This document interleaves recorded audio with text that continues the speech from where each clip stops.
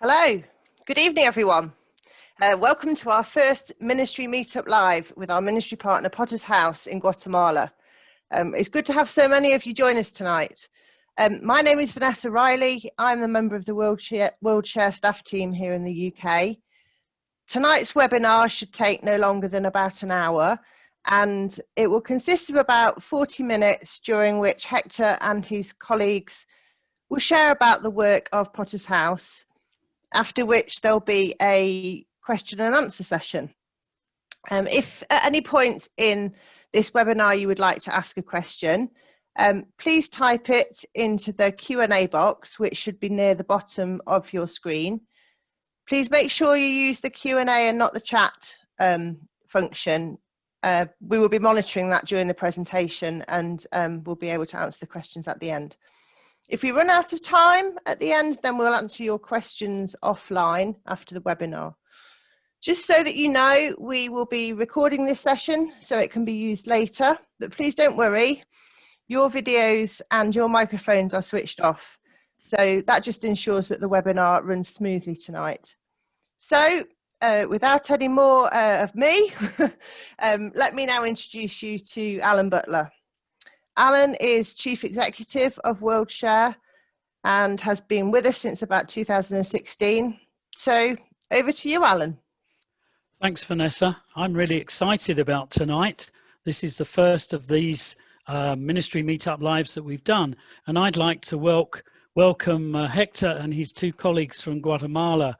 Hector is the director of Potter's House in Guatemala and has been working with Potter's House for 34 years.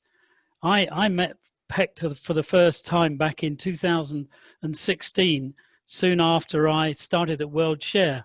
And that was a time when he was in person visiting the UK. And I think probably some of you who are on this call will remember meeting Hector when he traveled around to your churches.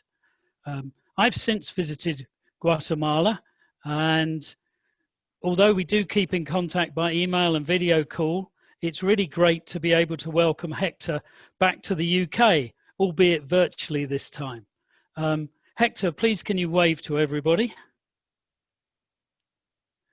Thank you, and thank you for joining us today.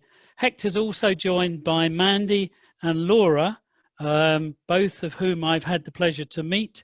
They work in the partnership development team, and they have kindly waved to you. Anyhow, people who are on this call want to hear from you guys and not from me, so I'll hand over to you, Hector. Thank you. Thank you, Alan. What a great blessing it is to be here with you all. We are very glad to have you join us today.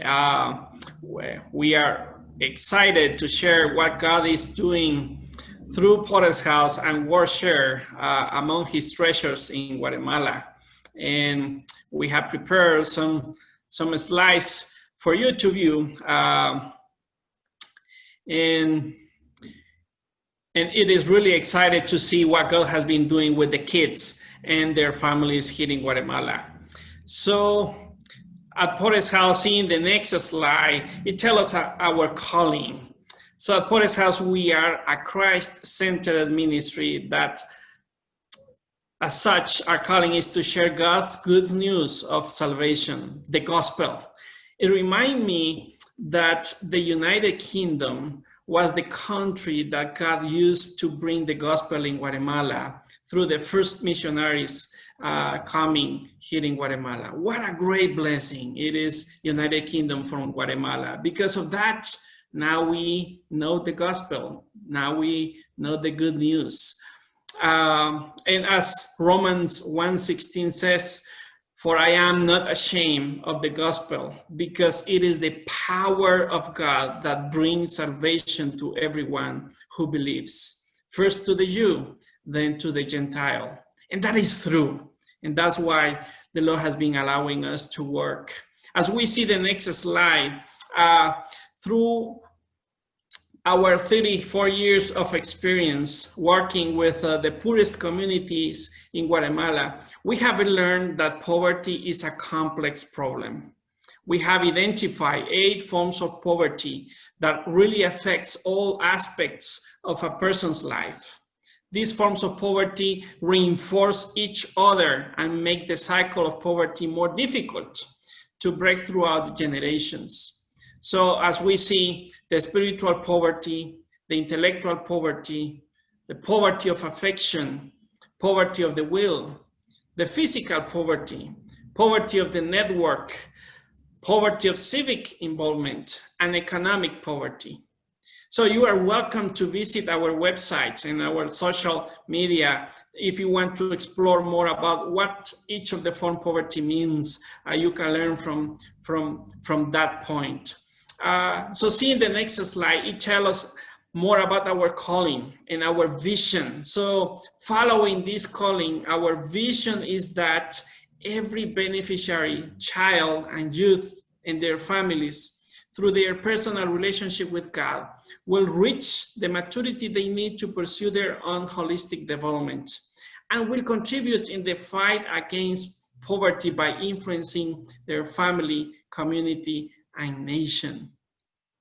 So the need in Guatemala is great, and although Guatemala is a country which is so blessed with natural resources and warm people, we face some of the highest rates in poverty related issues. So Mandy, can you share please with us more about how poverty looks like in Guatemala? Yes, as you mentioned, Hector, poverty is a complex issue. It doesn't only affect our finances, like many times we think. And in the following slide, I'd like to share with you a little bit more about the statistics in Guatemala related to poverty. So all in all, in Guatemala, it is estimated that somewhere between 65 and 70% of our population lives beneath the poverty line. Of those, 29% live in extreme poverty. This means that they live with under $2, American dollars, a day, and many times for families with an average of around 5 people. So it's extremely difficult to live under those circumstances. Half of the children in our country suffer from growth stunting.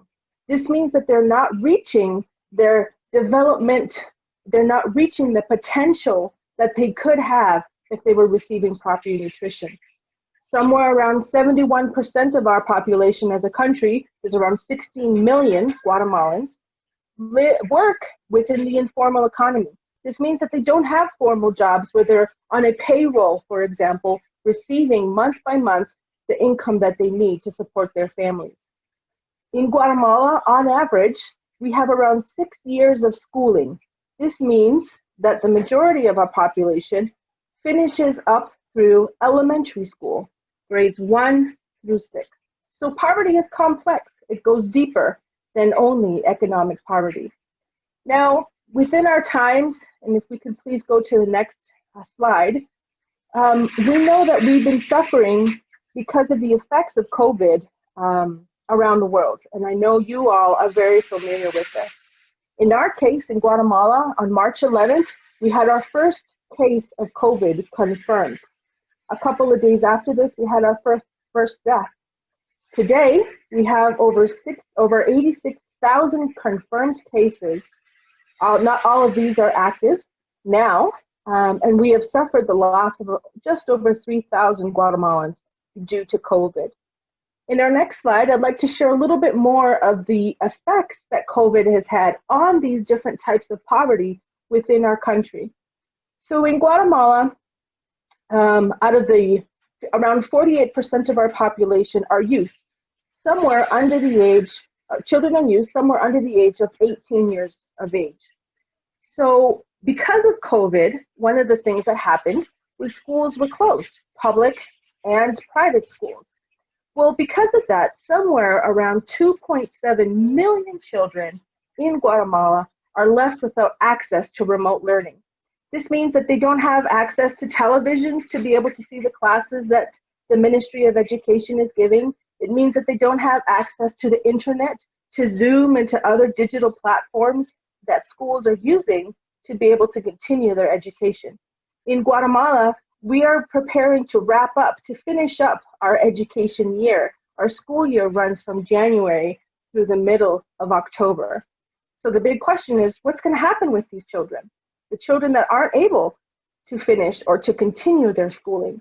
And it's estimated that somewhere around 9% of an increase in the already the statistic we already have of children dropping out of school or not being able to continue their studies for XYZ reason, for example, supporting their families. It's estimated that somewhere just under 100,000 jobs, 97,500 jobs, have been lost in the past 6 months here in our country. Now, if we think of our population, and we said earlier in another slide that 71% of our population depends on informal economy, those people say that their income has reduced by around 50% compared to previous years. That's drastic. That's incredible that families would have to suffer through these things. In our country, around 1 million people are in need of food aid. This means that they don't have the finances that they need to be able to feed their families, to feed their children. And in the past, compared to last year, in the past year, the statistics of acute malnourishment have almost tripled. Let that sink in for a second. Almost 3 times the number of children this year are suffering from acute malnutrition compared to last year. Let's look at the next statistic. 0.6 hospital beds per 1,000 people. What does that mean exactly? That means that there is somewhere around half of a hospital bed for every 1,000 people. Now, in the UK, in 2018, we found that there are somewhere around 164 beds available for every 1,000 people. So what happens in a country where there is COVID, it is spreading and people need hospital attention or medical care? When they get to the hospital, they are likely to unfind a bed to be able to receive the medical attention that they need and deserve. If we can please go to the next slide. Sorry, one before. Oh, okay. Next one then. Sorry, Emily. So the question is, with these levels of poverty and these statistics, what can be done? How do you address this multidimensional poverty, one that feeds off of another? And at Potter's House, we have a unique work model. We have a strategy that we call 3-1-3. We have 3 community centers. We have 3 community centers located throughout the country, one smack in the middle around in Guatemala City, and we consider this the belly button almost of both the city and of the country. And then we have one in the northeastern area, and we have one in the Western Highlands. So 3 community centers all in all. We work in 3 regions, like I mentioned before, of Guatemala. And what we do is we have a holistic approach to this complex issue of poverty. If we go to the next slide, please. Thank you. Our 3-1-3 strategy is made up of 3 stages of individual transformation. So we know people come to Potter's House with problems of poverty. And the question is, where do you begin? How do you solve poverty? For Potter's House, we believe in developing. We believe in giving people the tools that they need to become empowered to then help themselves overcome these different forms of poverty, and then to have the effect of multiplication in others. So people come to our community centers and they say, I need some help. They don't recognize necessarily that they are poor, but they say, I need help with X or Y issue. And Potter's House has 5 strategic programs that we use within our community centers to help develop people and give them the tools that they need. We have family development, which is a ministry and a program that we have to reach families and teaching them what their unique roles are within their family, using the Bible as the foundation to that. Our second program is education, where we have children and youth come into our programs to receive workshops and tutoring and everything related to support in their education. We have health and nutrition, a program that is widely needed during these times of COVID. Our next program is community development. How do we develop and train the leaders within the communities that we work? In Guatemala City, we work with around 20 communities. In the northeastern region, we work with another 5 or 6. And in the western region, we work with another 5 or 6 as well. So we work with these leaders, helping them to identify what they can do to bring development to their community needs and issues, and how to resolve those needs and issues. And then our last program, which is what we call almost the cherry on top, is the micro enterprise program, in which we give resources, financial and non-financial, to small business owners who are supporting their families through their small businesses. So those are the 5 programs that we have, in which we develop and give people tools so that they can go on to the next step, which is empowerment. And in the empowerment stage, there has been a change or a shift in the mindset. They thought they couldn't do things on their own. They are now at a stage where they think, hey, I recognize that I need to grow in this area. I need help in this area. I need to be able to improve in this other area. I can do this. I can study that. I can request this type of help. And I now am using the tools that I have acquired in the previous step. Now, after I'm empowered, there's usually a sense of, I don't want to continue to do this only for myself. I want others to be able to experience the joy of growth that I have experienced. And I'm going to go out and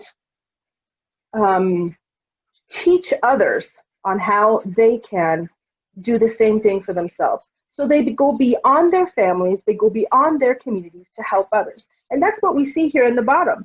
We're going to take 3 stages of individual transformation so that tomorrow I can affect and impact my family, my community, and my nation. So we go beyond ourselves and we focus on helping others.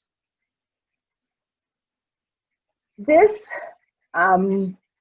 process of transformation does not happen overnight. It takes time. It takes resources.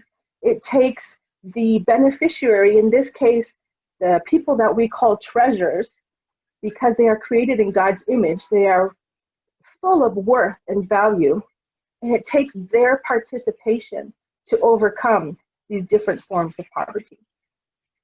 So the question is, what's next? Can we go to the next slide, please? Hector, I'd like to invite you, during these times of COVID and during the process, seeing the needs and the impact poverty has had because of COVID, can you share with us a little bit more about what Potter's House has done to help in this area? Sure, Mandy, thank you. Well, that is a good question, isn't it? Especially when we have been seeing how family has been facing serious challenges and how to feed their kids and all family. And this is where we come, and this is where God is using World Share Family and Potter's House family working together and to bring hope and love to the people. They are, during a crisis, one of the things that came to our mind, it is the desperation of in trying to leave this crisis as soon as possible. So what are the virtues that we need to maintain in our hearts? What is the promise from God to keep ourselves strong during a crisis? And there is a passage in the Bible that really inspired us and really inspired our emergency plan during COVID-19. And this passage is in 1 Corinthians chapter 13 and verse 13. And it says, 3 things will last forever: faith, hope, and love. And the greatest of these is love. And those 3 main virtues are the main 3 virtues that we have been keeping in ourselves. Those 3 main virtues has been our inspirations to our treasures, to the poor and needy here in Guatemala. So through that, showing faith, hope, and love, the Lord has been allowing us to distribute more than 4,500 bags of groceries for 800 families. That is food assistance for 3 months. And that is a great blessing. You know, we have a lot of testimonies of families, parents that come to us when we deliver this food assistance, telling us, thank you so much, because you just arrived on time. I have been thinking how to feed my kids, but this is an answer from God. Thank you for showing love to us in the midst of this crisis. That really overwhelms us, but also to give us hope that what we are doing is what God has been calling WordShare and us as Potter's House to work together to feed the hunger as the Lord has been asking us. But also we have been the distribution of more than 250,000 pounds of food. That means vegetables, fruits, and non-perishables. That it has been a great blessing that the poor and needy here in Guatemala can receive that hope and love from many others. From you, from the distance, you are not present here in Guatemala, but you have been a very important part of what God has been doing here in Guatemala. As we see the next slide, we can see the expressions of the kids and their families when they receive the food. So the Lord has been allowing us to serve these 800 families around all the country. So as we have operations now in the north of the country, in an area that we call the dry corridor, but also we serve here in Guatemala City around the rubbish dump, but also in the Western Highlands, where most of the people are indigenous. And if we see the next slide, there is another picture of the distribution of the food assistance. People from the community leaders has been helping us. Just as Mandy was sharing, part of our work model, it is to empower the community. And this is one of the results. A network of community leaders has been part of our team to distribute all of the food assistance. As we see the next slide, also, we in a weekly basis, we have been providing water. You know, water, it is so important, even though more important now in the midst of this crisis. So the Lord has been allowing us to distribute water to all communities. So they will be willing to have that in their own homes. As we see the next slide, also, we have, we create what we call the hygiene units. This equipment is been a tremendous blessing to bless more than 6,000 people around the different communities. So far, we have been installed 15 hygiene units. Those units consist in a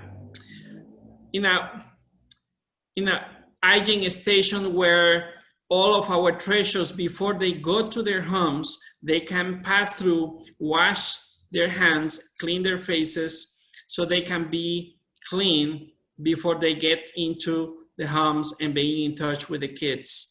And you know, many of the families that has been just sending us and recording videos telling us how a great blessing has been those units. And that is providing hope. That means showing love, God's love and your love from the distance. A question could be how our programs also has been working during COVID-19. And I would like to ask you, Laura. Laura, can you share with us about it? Thank you, Hector. So as both Hector and Mandy were sharing, the big question was, what do we do and how do we continue working when a lot of the things that we do to serve the treasures means gathering and being together and sharing and close contact.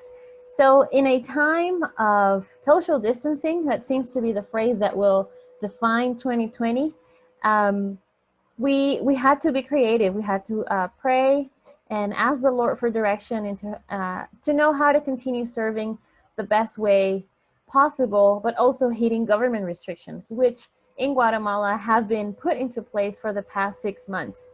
Um, so one of in the next couple of slides, Emily, if you would please, I would like to share some of the progress that we've been able to accomplish throughout this time. So the next slide will show our family development program. And as Mandy was sharing, this program basically wants to promote good family dynamics, healthy play out of the God-given roles within a family, um, in whatever form families come now. We have nuclear families, we have single parent families, we have extended families with grandpas and aunts and uncles included. So what we've been doing during this time is pray with and for families. We've taken advantage of technology, and so we've been able to host School for Parents through virtual sessions for more than 200 families around the country. We've also been working closely with pastors, community leaders, and teachers and provided training and just follow up. This time has been a time in which a lot of the work that we had done in the past has really paid off. And there's plenty of bad things to say about COVID, but there's always a silver lining. And one of those that we have seen is how community leaders, pastors, teachers, parents have risen up and owned up their responsibilities of participating in the solution of their own community's problems. We've been there all along for 34 years. We've been serving these communities and been physically present there. But during a time when we cannot be as present as much as we would like to, or we cannot be together, technology has served the purpose of keeping us connected. So we've also been able to develop and distribute family guides so that we can promote, as I shared, healthy family dynamics, especially during this time when people are isolated together in their homes. And I know that all around the world, we've all been through this, but it is especially difficult when you have a family of 6 or 8 members living in a tiny home where you're all sharing one room, where there's no privacy, where there's no space for any sort of recreation. So this time has been especially hard and has definitely bring out some of the worst and some of the best too in some of the people. So we've been able to work with families to promote this and just guide them through this process of adjusting to being together more than they used to. And we've continued providing psychological support and therapy sessions virtually, that is, of course, and keeping all social distancing restrictions. So in our health and nutrition program, in the next slide, what we've been able to continue doing is serving the treasures through our primary care clinic. For several months, this was closed due to government restrictions again, and the instruction of the local health center. But we've been able to reopen it since, and working at reduced capacity because of the number of people that we can see every day and the protocols for hygiene that we have to follow. But this has been a blessing, especially for a group of about 150 people who are chronically ill, dealing with issues such as diabetes, high blood pressure, and kidney failure, which is very common in the garbage dump area.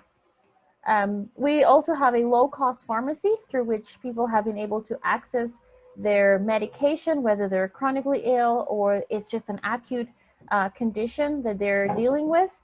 We've been able to provide that. And our nutrition program, which normally serves 200 children every day for the duration of the school year, resumed in July. We were finally able to do so when restrictions were loosened up a bit.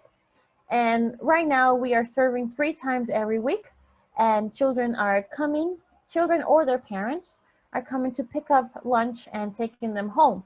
So that was something that we would do every day. Right now, we're doing it only 3 times a week, just to heed, as I mentioned, those guidelines and protocols. In our next slide, we will learn about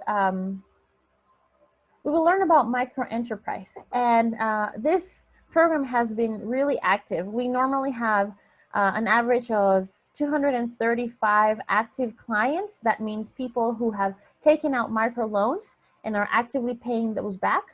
And micro businesses, as well as many businesses around the world, have taken a big hit due to COVID and the restrictions for gathering, selling, just moving around.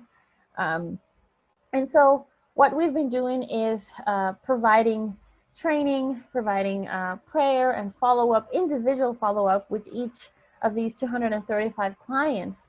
Some of these clients have had to shut down their business partially or stop business for a while. And so upon a couple months into this crisis, we started working with them, providing reopening kits for micro businesses. So that's what you're seeing on your bottom right corner. That's a sign for a small carpentry shop that clearly indicates that this business has implemented hygiene and protection measures that are approved according to government protocols. So that's just another way that we're helping our micro entrepreneurs keep up their business and continue working, and probably helping them recover. We also have a business school in Chiquimula, which is one of the areas that we're serving at, and we have been continue to serve them virtually. So provided lessons, whether we distribute them physically, we reinforce them by sending video lessons, and we have chat groups. So as I shared, technology has been key during this time. Now, in our next slide, we will learn about how, Hector shared it before, and Mandy did so as well, how important working with community leaders and committees has been during this time, especially to assess and address those immediate needs, which at the time, there have basically been food assistance, sanitation, and mobilization of resources. So the picture that you're seeing on your right side of the screen, that's a picture of members of the community cleaning up their streets in maybe about 2 blocks or 1 block away from the Guatemala City garbage dump. So this area does not look like that on a normal basis. It's packed with dirt, with it's packed with things that people are storing up to recycle or to resell. And due to COVID, and like I mentioned, working with community leaders, they've been able to mobilize their own communities into taking care of those issues that are pressing at the time, which was hygiene. So we've also been very successful and thankful to the Lord for allowing us to lead a combined task force of other nonprofits and ministries around the areas that we're working at, to work together for these communities. And that has been very important, because the last thing that we want is to be an obstacle to each other's work, and being able to provide as much resources and as much and just, I guess, direction and a unified front in serving these communities has been key to the success that we've experienced so far. And then last but not least, we in our next slide, we will learn about our education program. So some of you might be sponsors through Child Aid, and you might be sponsor of a child that comes to our programs, and you might be wondering what happened to them. And so schools have been closed since March 15th, I think, if I remember correctly. And as Mandy mentioned earlier, schools were, the school year was just beginning, because our school year goes from January through October. And so basically the whole school year has been running virtually or remotely. And what we've been doing to support these 250 children that are part of our education program is to collect, print, and provide them with their school study guides and contents. So parents come and pick those up every week or every couple of days. And also our teachers have been providing follow-up with students via personal meetings, as you see on your screen, phone calls and text messages. We do about an average of 15,000 phone calls every month to these children.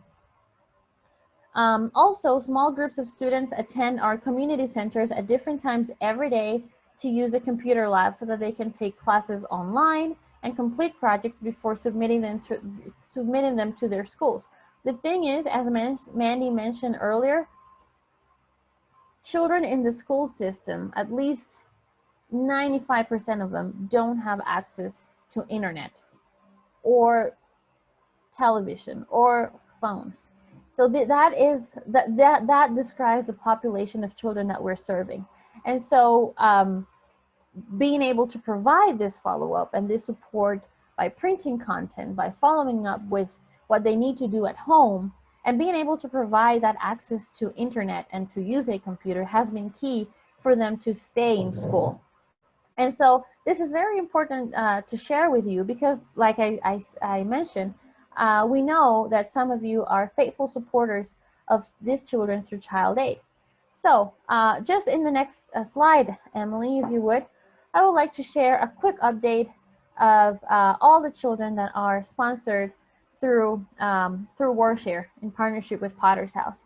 So we would like you to know, next slide please, a few things.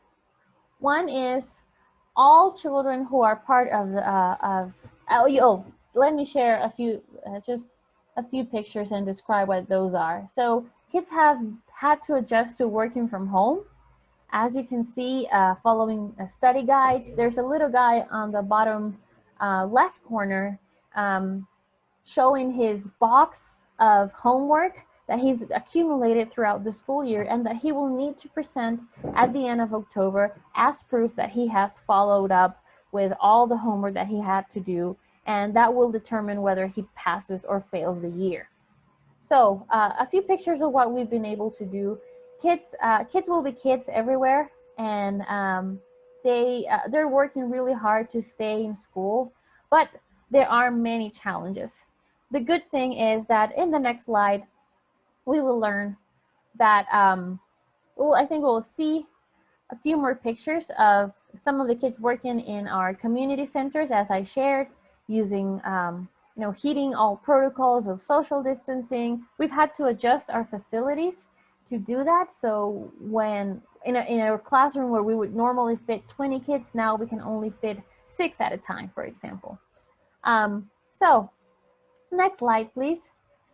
Just real quick, we would like you to know that all sponsored children through Child Aid, through WarShare, and their families are safe and in good health, and we praise God for that.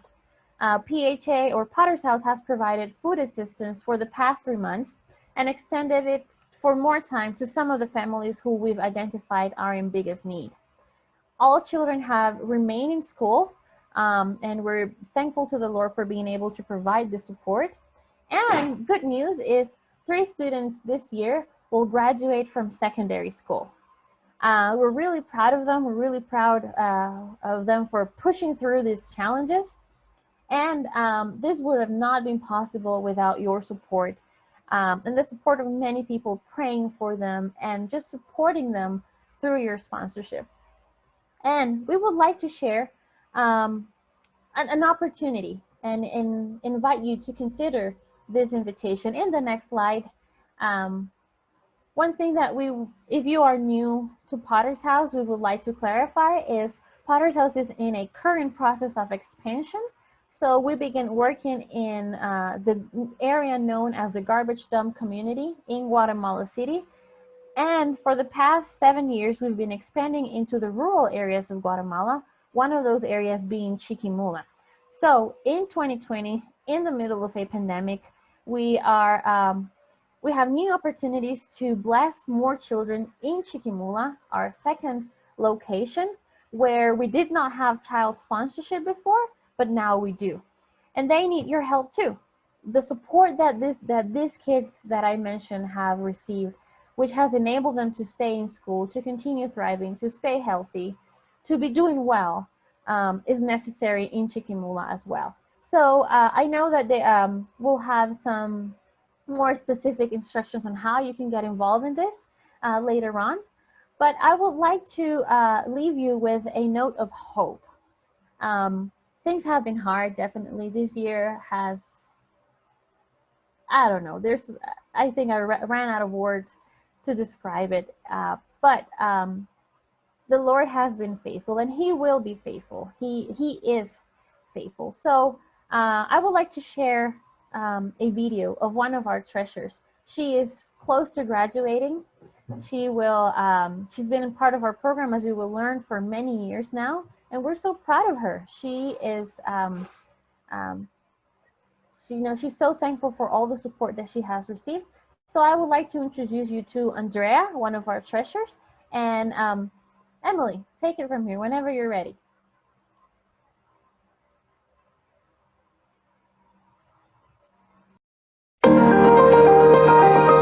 Hola, mi nombre es Andrea Fernanda Hernández, tengo 19 años, vivo solo con mi mamá, mi papá no vive con nosotros, tengo un hermano mayor, el cual es una persona a la que yo amo muchísimo y admiro mucho.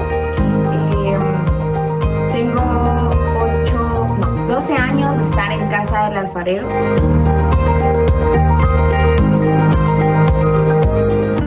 Casa del Alfarero ha transformado mi vida desde que estaba muy pequeña, ya que entré cuando tenía 8 años y yo pues a los 8 años no pensaba en más que jugar y comer, pero aquí me enseñaron lo que es realmente tener una relación con Dios, porque el agradecer por lo que uno tiene, por un techo, por una familia, realmente no todos mis compañeritos contaban con una familia y yo me sentía afortunada de tener una familia, pero me di cuenta de eso hasta que entré a Casa del Alfarero.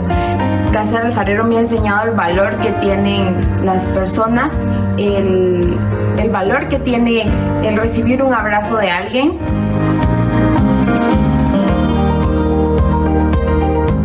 Mis planes para el futuro son ser una auditora y ya falta poquito para empezar con ese sueño, ya que este es mi último año de carrera en perito contador y pues estoy muy emocionada por empezar esta nueva etapa y espero que realmente se cumpla muy pronto.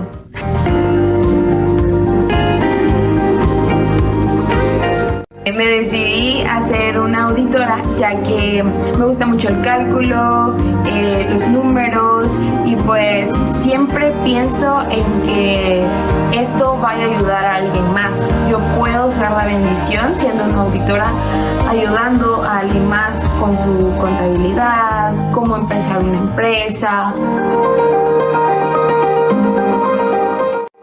He visto la mano de Dios en mi familia de una forma inexplicable, ya que hay días en los que realmente uno está muy de bajón y dice no, ya no, porque la economía no está bien, no hay que comer en casa, pero realmente yo estoy muy segura de que Él me escucha, porque cuando yo doblo rodillas, realmente está la respuesta de Él en instantes. Uno no debe esperar nada, Él está ahí escuchándome y yo a Dios lo tomo realmente como un padre.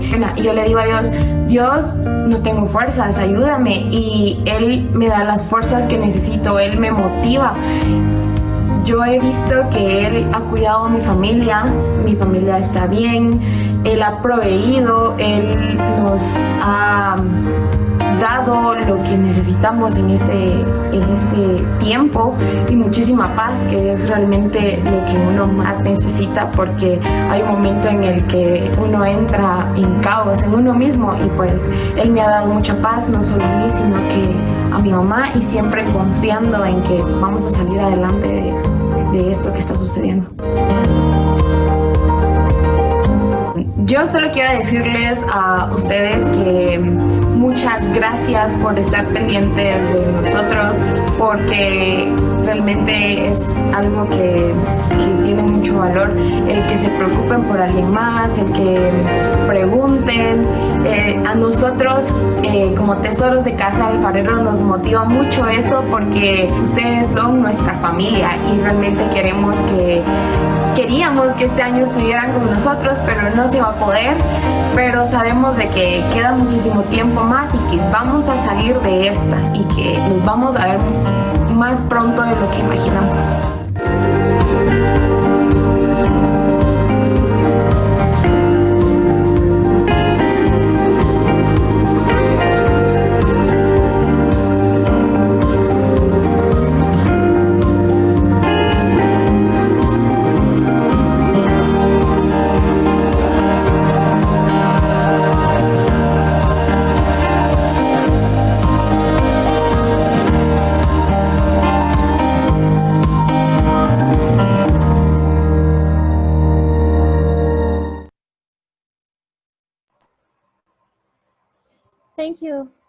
Thank you, Emily. So yes, again, this was Andrea, one of our treasurers. She's real close to graduating from secondary school and has many dreams, and we praise the Lord for the work that He has done in her life, and we're looking forward to see what God has in store for her.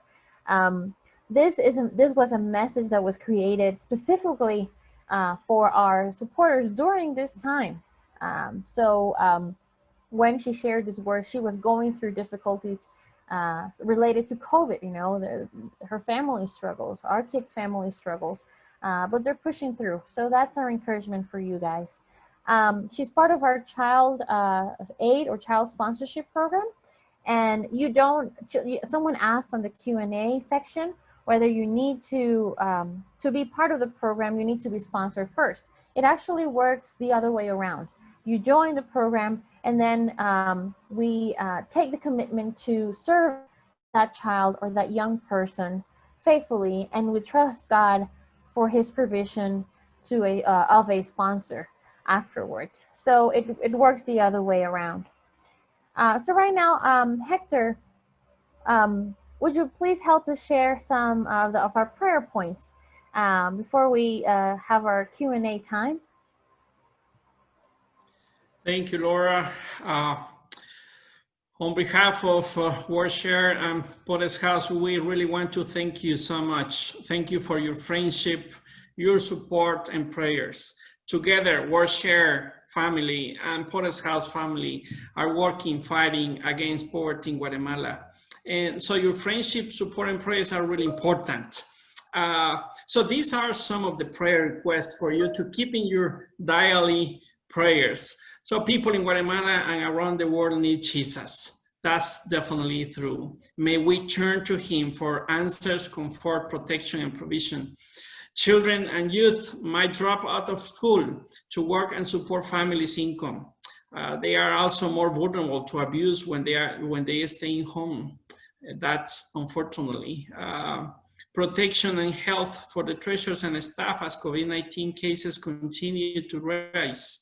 And a second wave of contagion is expected in October, November. So please pray for that. And the economic recovery of Guatemala will be a very difficult journey. So Potter's House, and especially those who were already living in poverty. So we really appreciate if you can keep us in your minds and heart with this prayer request. So thank you so much for giving us this time to share about what God is doing in Guatemala.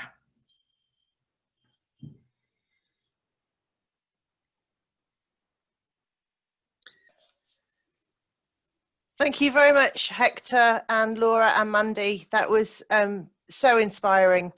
I mean, I've been with Wheelchair for a year now, and it's really helped me to fully understand Potter's House and to physically see you as well and hear you talking firsthand about the work. It's so much more inspiring than any words that we could write. So thank you for your time. Thank you for preparing that presentation. It was fantastic.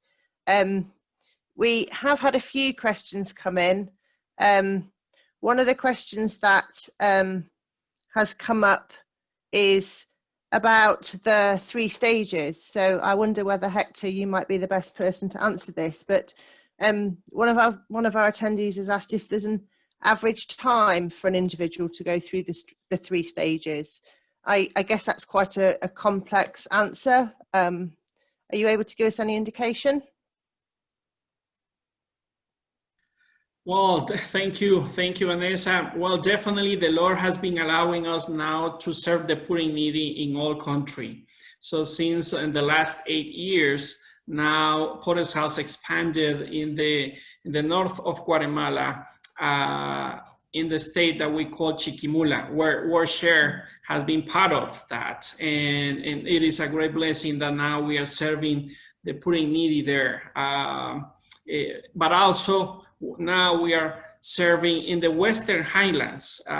One particular thing of this area is that most of the family that lives there are indigenous. So the Lord has been allowing us to run our programs through different projects and activities. So that is a really great question, isn't it, Mandy, about what is an average time for an individual to go through the 3 stages? What do you think about it?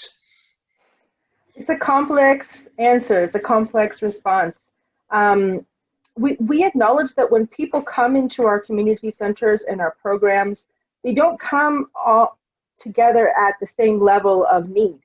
Some come in needing only support in health. Others come in needing support in education, which usually takes longer time, 1, 2, 12 years to go through an education program.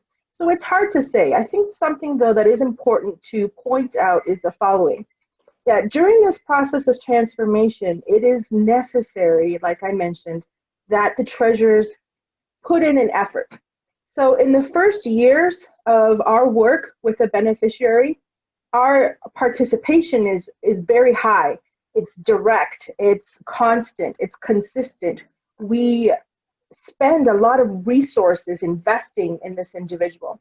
As the years go by, what we expect to happen is that our participation would go down as they are more and more prepared and they have received more and more tools and have been empowered to solve their own issues.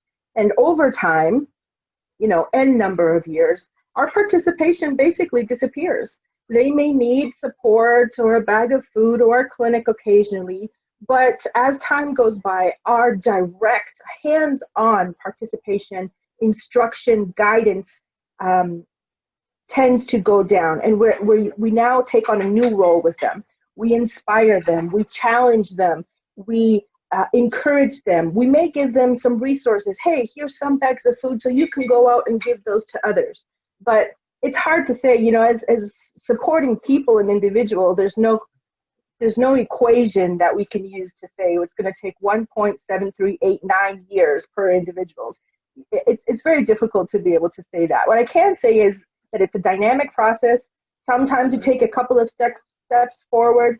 Sometimes you take one back. Some people take it really slow from the beginning. Other people just rush through the programs and say, this is what I was expecting, wanting for.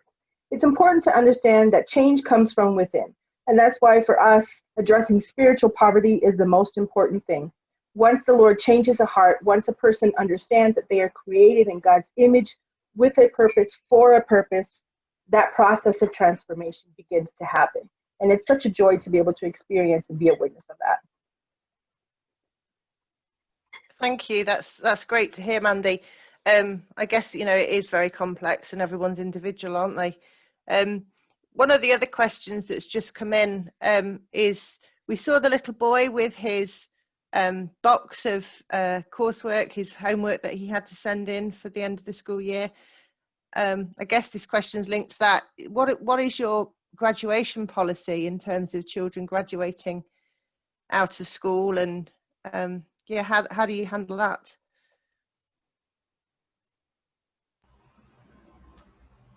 So our sponsorship program, or our education program, let's call we'll call it that way, covers the years from first grade, which is elementary in Guatemala, and that goes through sixth grade. That is what elementary covers here according to our school system, and then from 7th through 12th. For our graduation policy is having them graduate high school or secondary school, that is finishing the 12th grade. 12th or 11. Our system is a little different than the British system or the American system, but it has an 11th grade and a 12th that is optional, but basically completing secondary school successfully. That means that a child has graduated our program. Thank you very much. I don't think there are any other questions. We just had one that Alan and I discussed earlier. What would you say? We've talked all about COVID and obviously the different community centres that you've got in the 3 areas. What would you say at this point is the biggest challenge you're facing right now?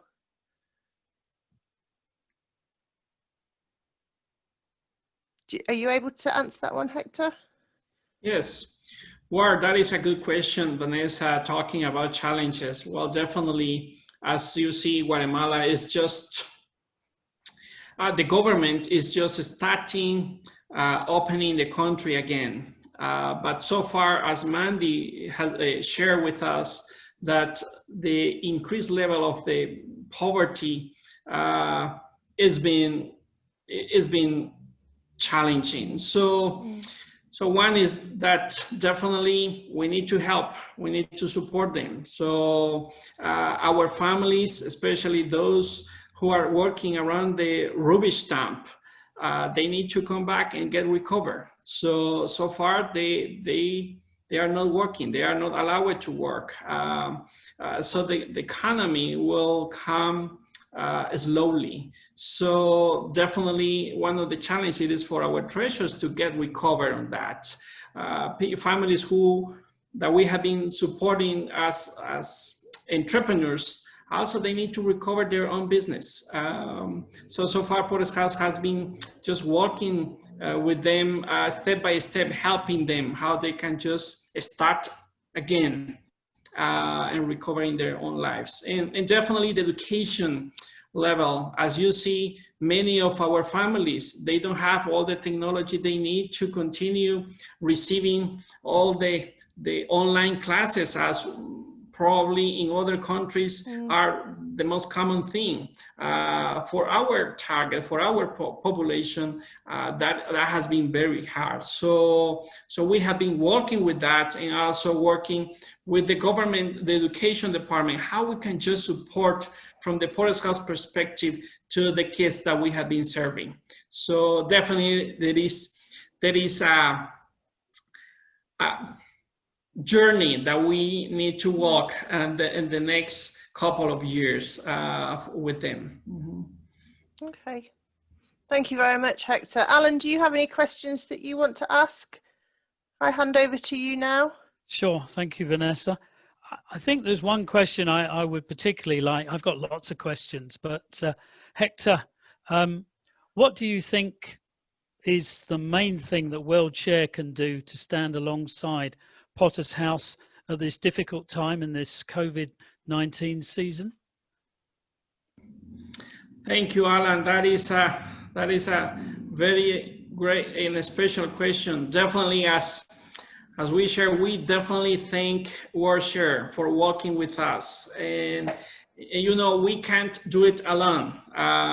We need a family, and I think World Share has been that family that God is using to work together fighting against poverty. So first of all, we would like to invite you to continue praying for us. Just keep us in your prayers and minds. And that really helps us, that really encourages us to continue working in the front line with our treasures. Secondly, definitely with your support. Your faithful support has been a tremendous blessing, so the kids can receive that hope, that love, that keeping them with faith. You know, when we talk with our treasures, and they express to ourselves how overwhelmed they are because the situation is really hard, even though they don't have the resources to continue, or even though they don't have the ideas to support their own kids. But when we share that there is a hope, there is, if they can keep that faith on God, definitely they will receive what they need. But for sure, we need to work intentionally, word share and us. So your faithful support will definitely continue helping us to working with the kids and their family around the country. Thank you, Hector. I realize that our time has gone. I think there probably are more people would have more questions. I think what I'd like to do is to pray for you and then just have a few sort of closing comments. But we thank you so much for being with us today. It's a real privilege for us to have visitors from Guatemala. And so I'd like to pray now.